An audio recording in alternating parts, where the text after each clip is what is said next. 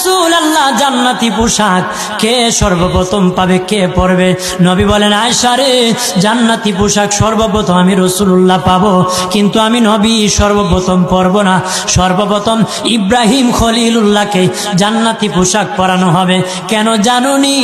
ইব্রাহিম নবীকে নমরুদের আগুনে যখন ফেলে দেওয়া হয়েছিল, দুনিয়ার সব ছেড়ে দিয়েছিল, বাড়ি ছেড়ে দিয়েছিল, সম্পদ ছেড়ে দিয়েছিল, মা বাবা ছেড়ে দিয়েছিল, এমনকি গায়ের জামা যখন খুলে নেয়, ইব্রাহিম কয়েক কাপড় ছেড়ে দিতে পারি, আমার আসমানের মালিককে ছেড়ে দিতে পারি না। ওই দিন আল্লাহ ইব্রাহিমের সাথে অঙ্গীকার করেছিল, ইব্রাহিম আজকে তোমাকে সকলের সামনে উলঙ্গ করে লজ্জায় ফেলে দিয়েছি ইব্রাহিম, তারপরে তুমি আমাকে ছাড়ো নাই। আমি কিয়ামতের দিন সকলের সামনে মুসলমান, বেঈমান, কাফের, নাস্তিক যারা তোমাকে উলঙ্গ করেছিল, তাদের সামনে আমি আল্লাহ আনুষ্ঠানিকভাবে তোমাকে কাপড় পরায়া দিব।